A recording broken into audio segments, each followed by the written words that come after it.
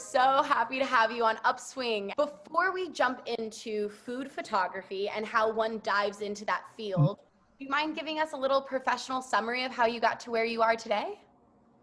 Well, first of all, hello. Well, it started 1990. I joined the Navy, and a friend of mine was already in the military, and he gave me a few hints on what to do, what jobs to choose, and blah blah blah. And he said, be a journalist or a photographer in the Navy. So since I couldn't write very well, I figured I'll be a photographer. And I learned everything that I use today, I learned way back then. I love that. Can I ask how old you were during that time? Actually, I joined a little later, so I was 22, I think. So young. Yeah, yeah. So I was a photographer on a carrier, an aircraft carrier, the big flat deck, flight deck with with all the planes. And over there, it was very eye-opening. I mean, it's 4.5 acres of flight deck, which at any given time they could launch and recover. Um, I want to say like eight or nine planes in a minute. It's crazy. So being there, 4,500 people, it's a little city, and I never thought that a Navy ship would ever have a photo lab, let alone a studio. And we had a pretty decent sized studio. And being the new guy there, I was given the crappiest camera, the crappiest lens, because it's just assumed that you don't know anything, and pretty much I didn't, back then. Um, but wanting to show what I can do, I learned quickly. I had all the terrible jobs to do, stripping the floor from wax, waxing it, stripping it again, waxing it again. Um, but I got to work in the lab, and I got to learn from a lot of very seasoned professional photographers that were in the Navy. So I learned how to do, how to shoot, how to process, how to print, how to develop chemicals, and keep everything um, ready for any moment. We had 2,000-gallon tanks that we maintained between. This is old. This is film. Between developer and fixer, we always had to maintain a certain amount of gallons of all the chemicals. So at any given time, a plane can land. We had to get film processed and proofed to the admirals or whoever's in command for decision making. And this is actually during Desert Storm. So back in 91, I think it was Desert Storm. So we got to do some fun stuff in the war. So what kind of images are you capturing or scenes are you capturing? On the ship? I always try to tell people a photographer in the Navy, especially a ship like a carrier, is just like a corporation. Imagine IBM or Apple computers. They have needs, a need for personnel photos, parts, damaged goods, product photography, and of course, like reconnaissance and surveillance, aerial photography, up in a helicopter and sometimes planes, anything and everything, from a broken part to forensic to the cool stuff. Going up in a plane and shooting some Top Gun looking stuff. It was a lot of fun. And then after you were done there, then where did you go in your photography? When I left, I freelanced a lot. When I was married at the time and had 3 children, so we moved to Los Angeles. I started doing a few location scout. I was a location scout for commercials and a few films. And basically you just go and look for what the film needs. For instance, I got to work with one guy. We did a lot of car commercials. So he would he was the location manager. So he would break it down to the location scouts, and then we would go and find what they need. So they need a tree-lined street for a car in a suburban area. We would find a beautiful suburban street with canopy trees, so you could see the specular light on the back window as a car drives off, you know. So we would do the photos, create a folder, and just with a compass reading and longitude, latitude, time of day, where the sun is. So the producer and director can look at these photos and say, okay, we like this street. We know if it looks like this at 11 o'clock in the morning, we know that we could set up for that day and shoot between 10 and 1.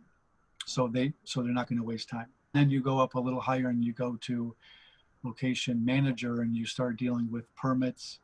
You negotiate with, like, let's say there's a scene in front of a discount, you know, like a drugstore. You negotiate with the owner of the drugstore to rent it overnight, you know, from like 11 to 7 in the morning. You make sure you have fire, security, paramedics, that kind of stuff. And that was, that was kind of fun too, you know? So, but I pretty much freelanced a lot. Food came on more recently, the last 5-6 years. I was working with a magazine, and they asked me, they're like, hey, can you shoot some food today? I'm like, sure. I'm like, why would I not be able to shoot food? It's just like anything else. And then I'm like, holy shit, I don't know how to shoot food.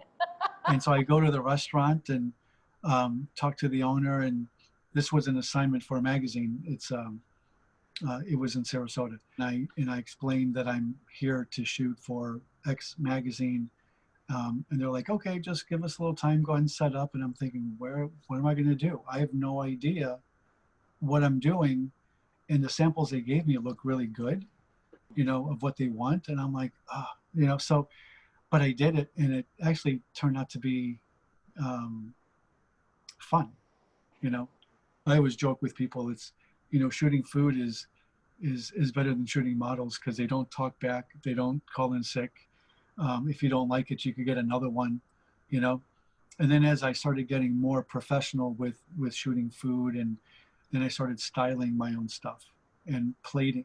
There's a whole another profession of people that are stylists and food stylists that are just on another level, you know. Fortunately, I've worked with a lot of good companies and restaurant chains, and had assignments where I get to plate myself. I get to style it and design things, you know. So it's fun. Not all of them are home runs, you know, but I think the majority are. And that, I always tell people also, the difference between an amateur and a professional photographer is the professional gets luckier more often. You know? Are there any big highlights? You mentioned that you've worked with a lot of big chains. Are there any projects in particular that stand out that you've been really excited about recently? I've been in New York for the last 3 years. I still do a lot of product photography now. But I think the coolest stuff is probably I got to work with Bloomin' Brands in Tampa. They own Outback Steakhouse and Carrabba's and Bonefish and another 3 or 4 more chains. And it was nice to shoot for them. It's just kind of prestigious, you know, having a huge chain like that. And then you get to see your work in, you know, social media campaigns, emails, sometimes the menus, you know, and you walk in and you order a steak and you're like, oh yeah, I shot that, you know. That's my steak. I took Right. that. Yeah. And actually, I was at an Outback a few years ago, and the bartender knew me from Sarasota. And he's like, hey, what are you up to? And I'm like, oh, nothing much, you know, just doing the same stuff. And then I got the menu and I opened it up, and it was a new one. And it was, some of my photography was on there. And I actually showed him, I'm like, hey, this is what I'm kind of doing now. He's like, really? He goes, that's pretty cool. I think that's the best. I want to know where all your photos are. If we kind of took a step back, if you could define the profession or the specialty of food photography, how would you define that space? Well, it kind of changes. I think just like people's tastes change over time. There's always a new ingredient that people are using now. Like this year versus last year, a different vegetable is popular, or whatever it is. And recently, I've noticed in the last couple of years, lay flat photography is hugely popular, where you set up a tabletop and you shoot straight down. So it's like a bird's eye view. And it's become it's very appetizing to look at stuff like that, because you could really play with colors and accessories and cloth napkins, different backgrounds, as far as what the table looks like, which is mostly fake. But, you get a few pieces of distressed wood, put them together, get a beautiful granite looking plate, and just throw in 2 or 3 cherry tomatoes and a sprig of whatever, and it's beautiful. The light has to be really good.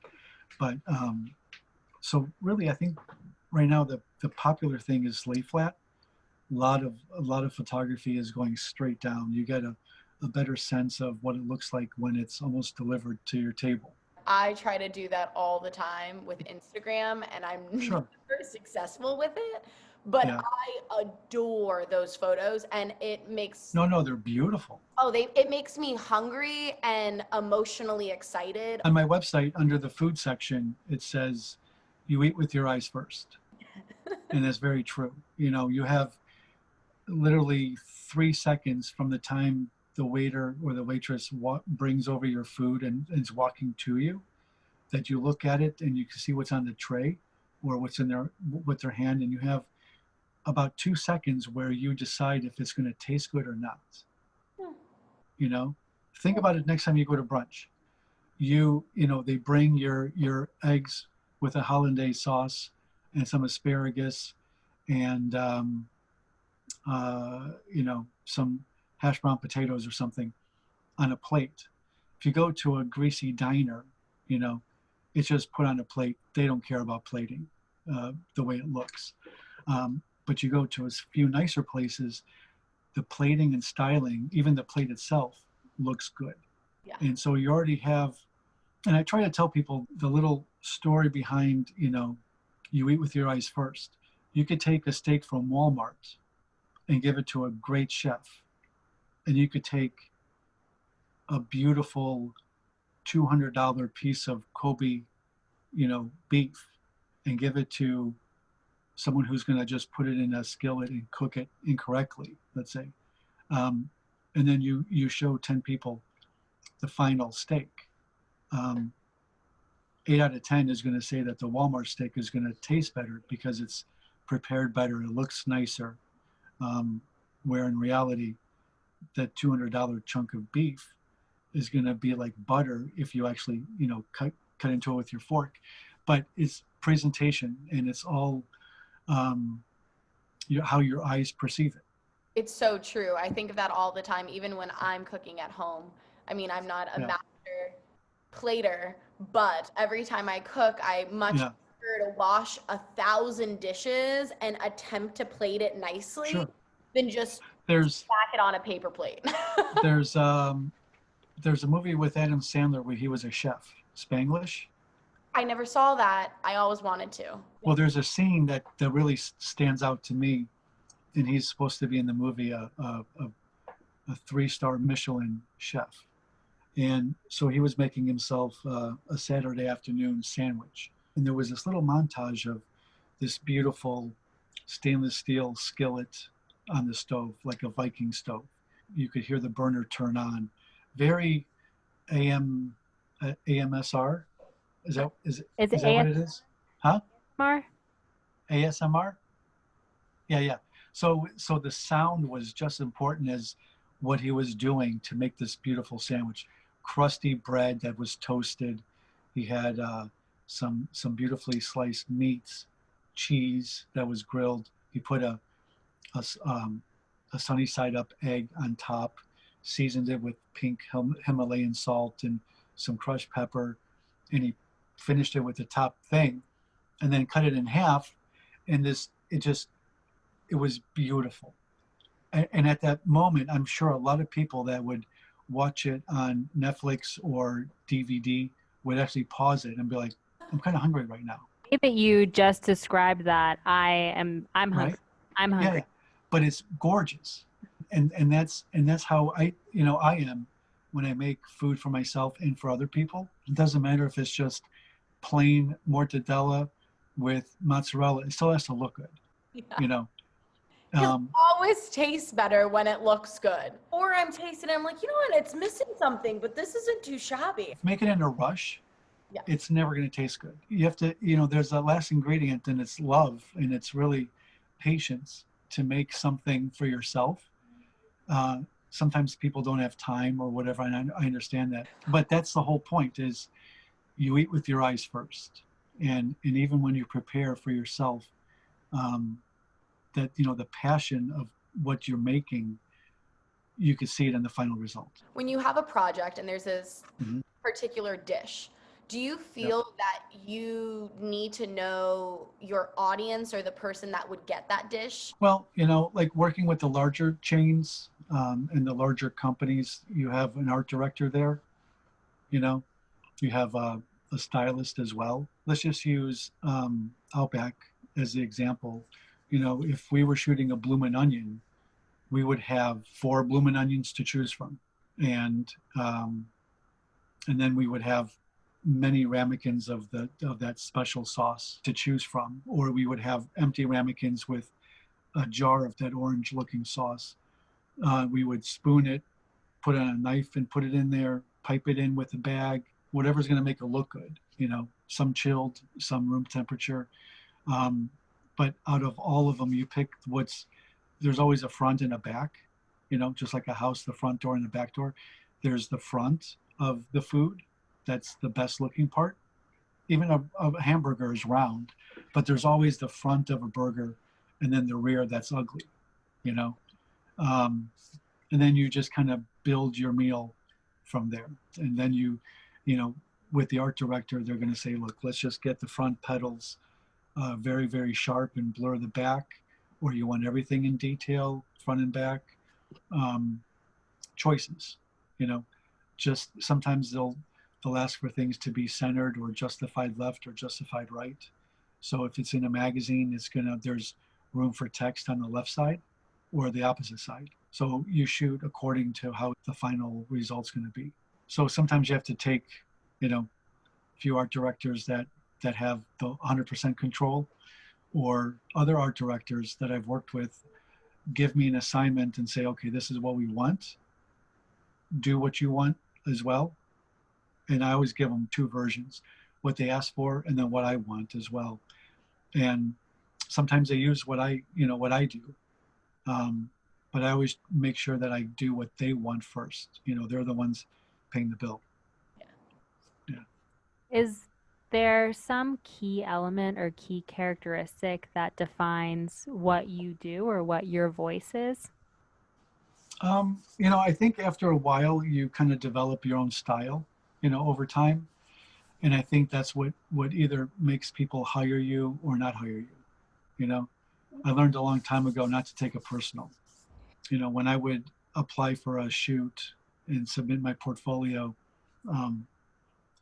they would look at it within seconds, 10, 15 seconds. They would just look at it and they're like, okay, thanks. We'll call you. And which means they may call you and say, no, thanks, or you'll never hear from them.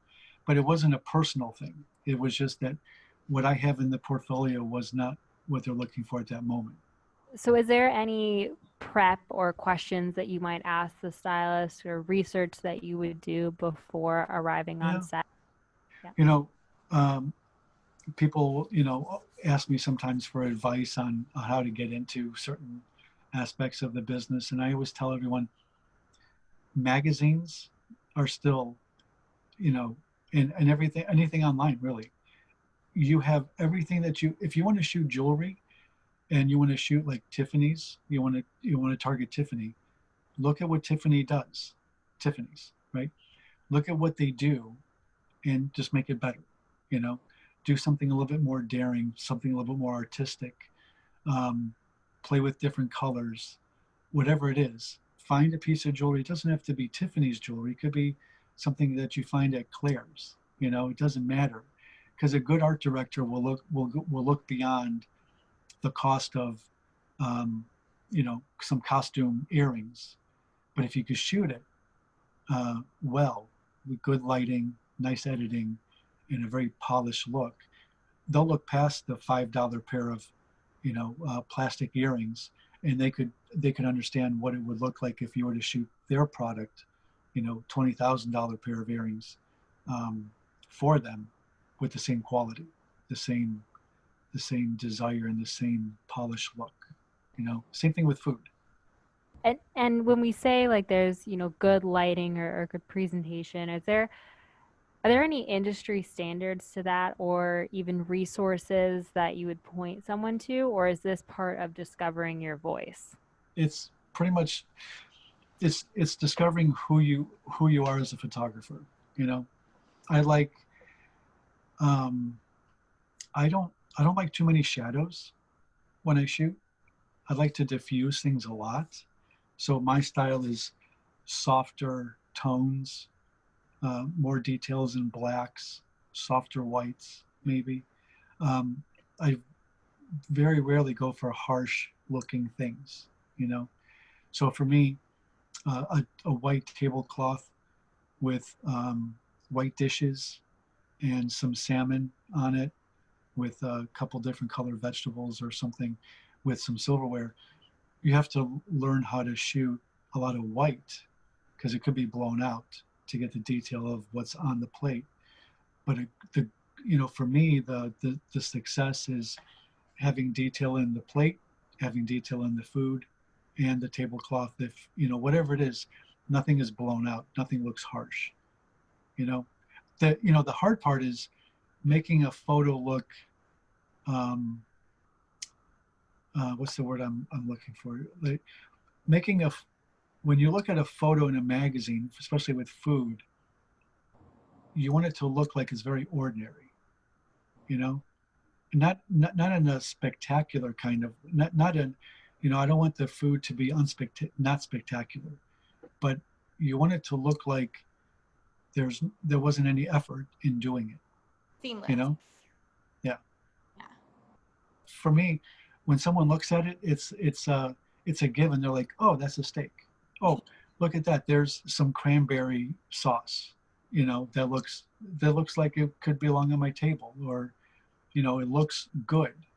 It doesn't, it's not like, doesn't make you think too much. I think that that is a universal message for many different professions and guests that we've had on Upswing is Yeah, so many people say, you know, I want it to be seamless. I want to make sure I'm affecting the audience. exactly. They love it. It feels good. It gives them that umph.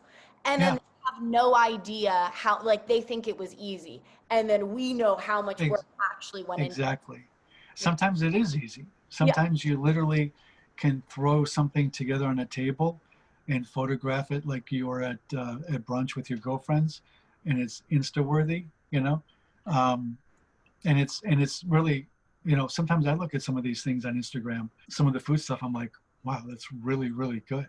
Like, oh my gosh, that's fantastic. And it looks great. You know, it's my style, you know, like I always gravitate towards the style that I would shoot.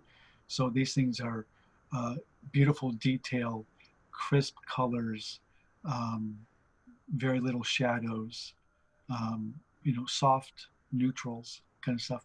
But I know what they did to get that shot, and I appreciate it even more.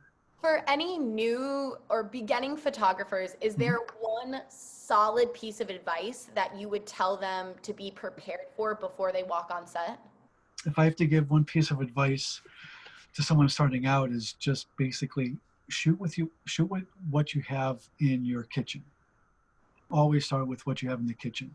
You know, go to maybe IKEA and buy a set of plates, you know, just white to start with, you know, a large plate, salad plate, bowl, small ramekin, get one nice set of silverware, um, get a whole kit, whole little set, and you keep that for your food that you make for photography, and then get some more stuff, and then get some more stuff. But I would always suggest that, to start with what you have in your kitchen, because it doesn't matter what it is. You could have a can of pork and beans, but if you can make it look good, you already succeeded. But art directors and magazines and restaurant owners will look at it and be like, that's great. I love it. That's just pork and beans, and you could do something cool with that. And then you make yourself some just basic eggs. Just like a chef, when they go into an interview, if you can't make scrambled eggs, you're not going to make anything else that the chef has on his menu. You know what I mean? And I would say the same thing with food photography. Start with simple stuff. Start with what you have in the kitchen, and work your way, and look for things that pique your interest as far as like your style. Everyone has a style, even if they don't know it yet. It's just, what do you have screenshots of on your phone? That's your style. I have plenty of screenshots on my phone of things that make me take a screenshot, and it's beautiful stuff. But it's not everything. It's only things that I find interesting, with lighting, poses, plating, whatever it is, styling. But it all falls into my style, and even a beginning photographer with a very low end camera can still do some amazing stuff once you find your style, and once you kind of find your voice, as far as styling, plating, lighting, and all that kind of stuff. It all melds into one. I love that we're touching on styling and plating. Could you go into a little bit more detail of what the role of a food stylist is, and if you normally work on? Yeah, no, I've worked with some. They do all the tricks that you see on Instagram, or YouTube videos, the behind the scenes. They're the ones who use Elmer's glue in the cheese for a pizza when they lift it up, and you have that dripping cheese, and it just looks gorgeous. That's glue? It's glue, yeah. If you have a beautiful waffle cone, like a wafer cone, ice cream, cone, with this beautiful ice cream that's pink, and it has that beautiful lines and ridges from the scooper, that's mashed potatoes. That's just, with food coloring in it. So you could use green to make pistachio, a couple different colors to make chocolate. Obviously, vanilla is just mashed potatoes. And you learn all these little tricks, but they know what consistency to make it. Otherwise, if you have real ice cream, you have maybe 45 seconds to 2 minutes to shoot something, and then it's just ruined. It's going to drip, and you have to get another one and another one and another one.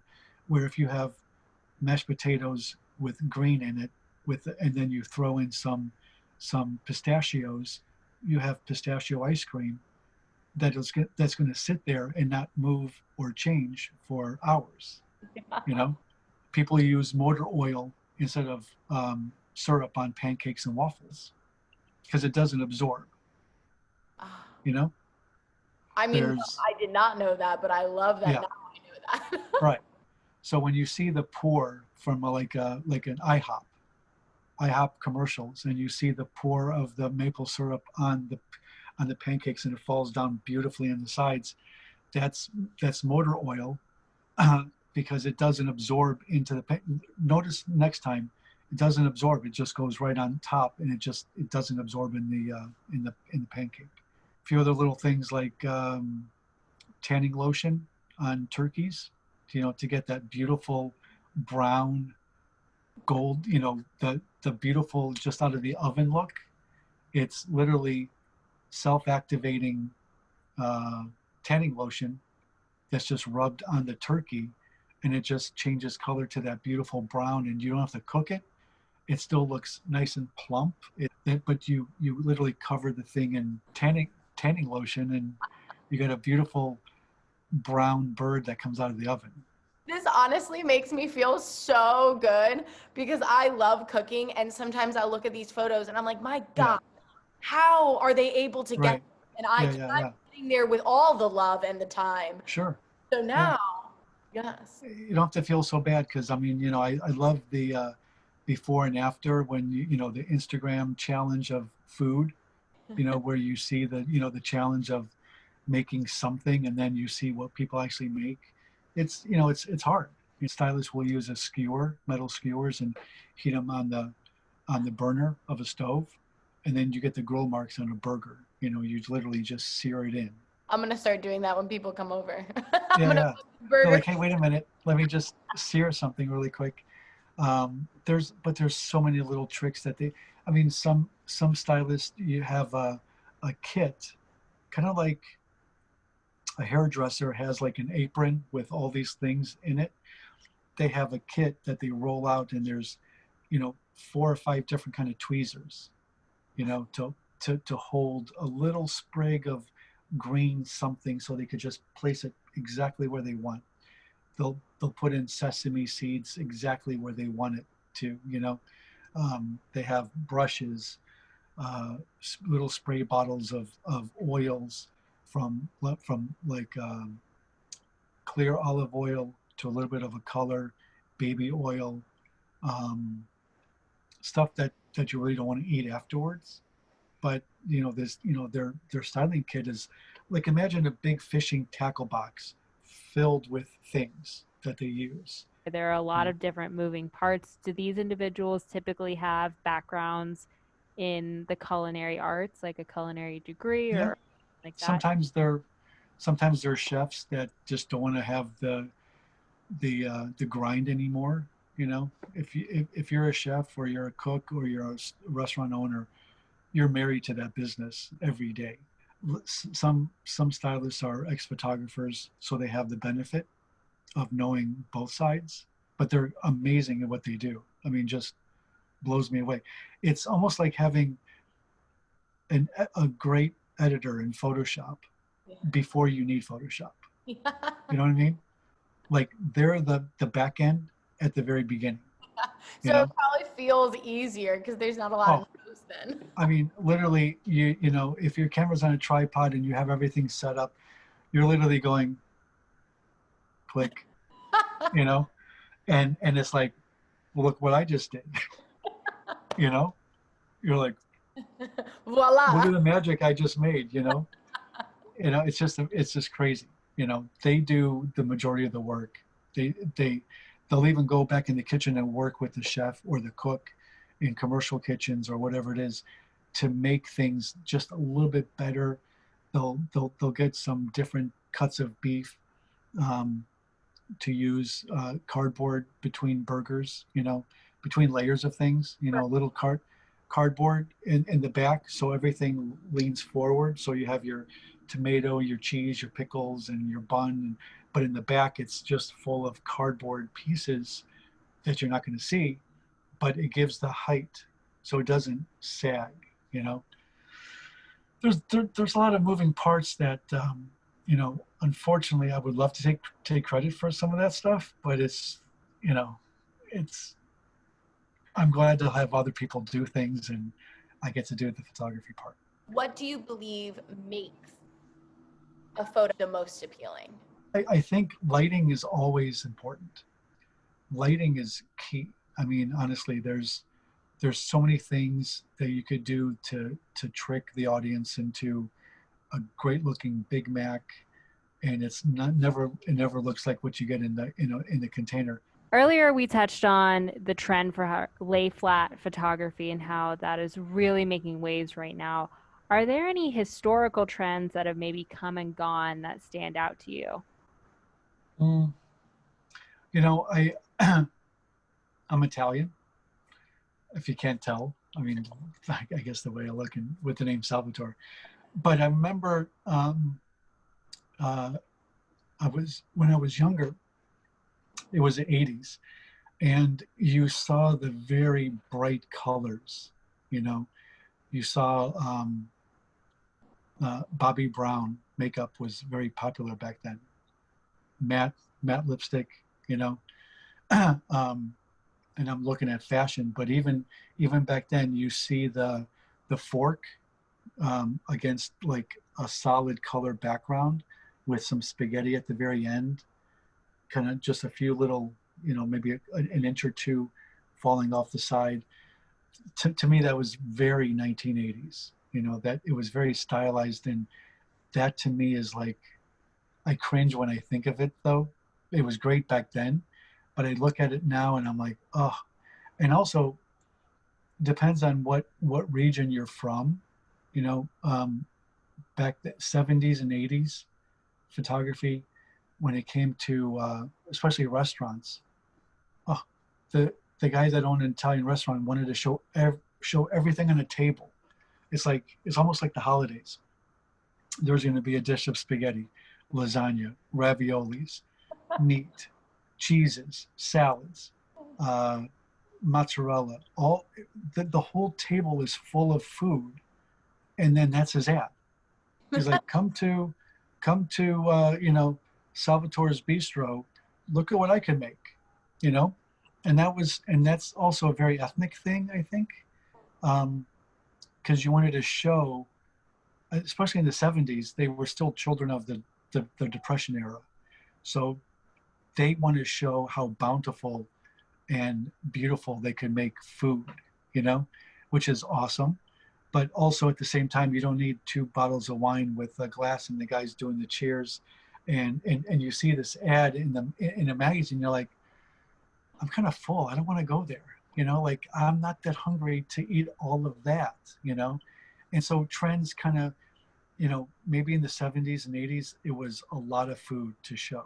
They want to show this bounty of food. And I'm glad that we're in the position now. The trend today is very little, minimal, you know. You don't have to show too many things, just enough to get you into that restaurant, just to get enough to make you a little hungry, just enough to show you some colors and texture, and that's really it. I'm really glad that we have our very minimalist trend. Is there an easy type of food to shoot, and what would it be? Here's the thing. If you want to goof around in the kitchen, even with your iPhone, and shoot some cool stuff, you don't need a lot of, you know, you really don't need a lot of things in the kitchen. You just need a small bowl inside of a bigger bowl turned upside down, so you have the height inside the bowl, and just fill it with your milk or glue. Actually, you just fill it with glue, and then you position your cereal in there so the cereal doesn't get soggy. It still stands up. You could put your spoon in there, so it's kind of half in and half out, filled with some cereal pieces. And then you just get your, you know, a couple pieces of construction paper, some bright colors, and now you have a beautiful modern pop art kind of looking bowl of cereal. But by adding the bowl upside down, the smaller bowl and the bigger bowl, you eliminate that void of space. Otherwise, everything will want to sink. Simple things in the kitchen are really, it's up to your imagination as far as like what you can do, how much time you have, what time of the day it is. You know, if you have a northern facing window, you're going to have beautiful light by the window. You know, you make a cup of coffee and you're like, okay, you open up some cupboards and you're like, okay, what can I shoot today? There's really nothing that says this is the simplest thing to shoot. It's just depending on how creative you want to get, you know. We really focus on finding our voice today, and how that's just a process that you're going to develop over time. Yeah. Are there any resources, master classes, maybe photo editing courses that you would recommend? I joined a lot of groups on Facebook for photography just to see what people are doing, you know. It's a quick glance, you know. Every once in a while I'll see something, I'm like, that's not bad, it's pretty nice, you know. And then I see some really bad things, immediately I want to be like, oh, it's so bad. But then I have to stop for a second and just say, they are where you were 20 years ago, starting out with the crappiest camera and the crappiest lens that the Navy would give me at the time. And I was just trying to do my best, and I'm sure the first 100 rolls of film that I wasted were not very good, and you just get better and better and better over time. You really don't have to go to school anymore. I mean, honestly, there's so many resources for photography online. All the little things that you really should know, you could learn on YouTube. And some of these people are amazing at the patience that they have to make videos, to show step by step. And even some of them, even in the links below the video, they'll even give you the same photo that they're working on, so you could work on it at the same time, like real time. So you could download the photo, start the video, watch what they did, do it on the same photo, watch what they did, do it on the same photo. And by the time the tutorial's over, you have an image that looks just like what this instructor or the channel just showed you. And it's just amazing. But there's a huge community online of photography groups and photography classes and photography lessons that you could download. So most of them you have to pay, but it's not really that expensive if you consider what you're learning as a career. If someone's, taking their first steps in food photography, what do you believe the must-have equipment pieces are? If any. Cameras are getting cheaper and they're getting better. So you could really start off with a very inexpensive Canon or Nikon or Sony or Olympus or whatever you choose.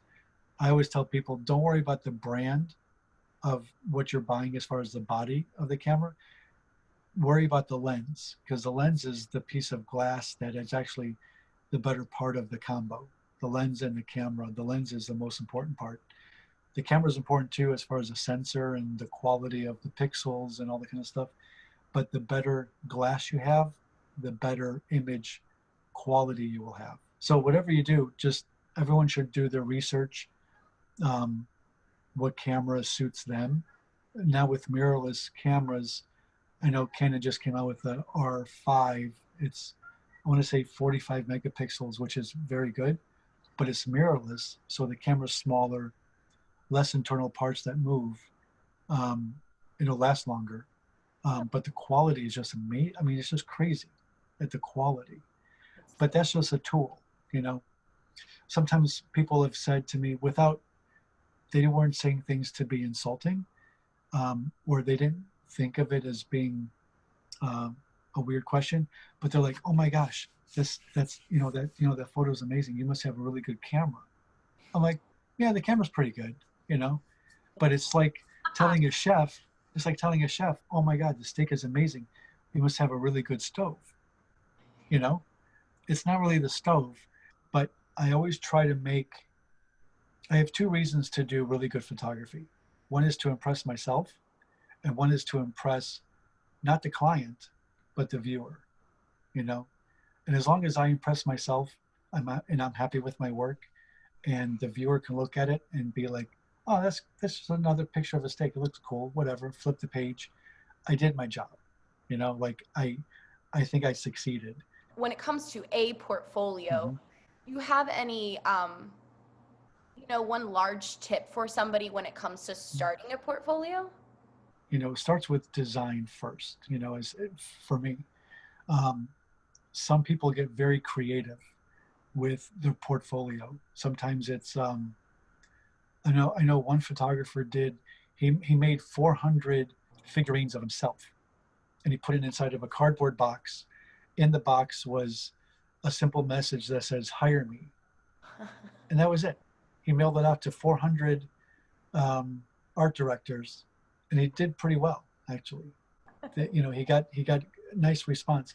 There was a story of a young girl who was graduated from an art school. I forget which one it is. And she was a senior. She graduated, she didn't want to wait to get a few little jobs here and there and just kind of eke it out. So she had 4 or 5 credit cards that she maxed out. She spent 40 grand or 50 grand, whatever it was, and she made a demo reel of her work. I think she was more of a video person. So she recruited friends that were actors and actresses, lighting, grip, editing. She paid for location. She paid for rental cars, everything. She made a little 5-minute video to show her work. It's amazing that she invested 40 or 50 grand. She went all in, just like playing poker. She went all in, and it was a huge success. Like these companies, production companies, motion pictures, commercial companies, they were like, you know what? If you could do this on your budget, we'll hire you to do our work. You know, and I would say the same thing with people starting out in not just food photography, but any kind of photography. Know who your audience. Who do you want to work with? That's. It's not about what industry. It's just who do you want to work with. There are times years ago when I would literally go through a magazine. That was my source of new jobs, and I would go towards the back because most restaurants would advertise in the back of a magazine, and I would literally look at every single ad and be like, I could do better than that. I could do better than that. I could do better than that. And so I would just contact them all, you know. And if you do basic marketing, I mean, a 2 or 3% return is considered normal, I think. You know, I always look at 2 or 3% as far as a return. So if I contact 100 restaurants and show them my work, I'll get 2 or 3 restaurants, you know, to hire me. And if you do that 12 times, you know, and then word of mouth always kicks in. You know, word of mouth for me has always been great. I think that's so important too, because people see your work. And I mean, seeing the food photography you've done, even when I'm plating at home, I remember you told me to always do odd numbers. Yeah. So Yeah, I forgot about that. Every time I make a dish for somebody, I'll like be like, ooh, I'll eat that one. Just to right. There's an I don't like doing anything with even numbers, and nothing on the plate can be even. It has to be odd numbers. So if it's like Brussels sprouts, I'm going to make sure it's 7, 9, 11, 3, 5, whatever it is, whatever looks good, but it has to be an odd number. The main dish, the fish or the chicken or the steak, is obviously going to be 1, you know, but everything else, you know, all the little accessories and things, if you count up everything on a table, it should always equal an odd number. Well, this has been inspiring, informative, and I'm so glad that we got to share all of your insight with our listeners. Thanks. You guys made me feel very comfortable. Oh, good. Yeah. So for someone who is just brand new into the space and is just super pumped up about food photography, what are 5 things that you would tell them to get them started? Shoot what you have at home. You know, shoot what you have in the kitchen. You don't have to have the best equipment to get some great results. Trial and error is the best way to learn. You know, even if you cook something and it burns, make another one. Look at your audience that you want to show to, style things. Look at magazines for huge inspiration, and online. There are so many resources to look at beautiful images, and just look at what you know, like I said earlier, you know your style when you see something that you like. You know, it's just like when you walk through Macy's and you're bombarded with all the colognes and perfumes, there's going to be one scent that you kind of like. You're like, oh, that's not too bad, you know, and that's what you like, and that's what you're going to wear, and that becomes part of how you develop your style. Salvatore, you have, I mean, as a dear friend of mine, not only do I enjoy every time you teach me something new, but this episode in itself, I mean, thank you for laying everything out for us and really showing us, you know, the ins and the outs of food photography. We really enjoyed having you. Appreciate it. Thank you.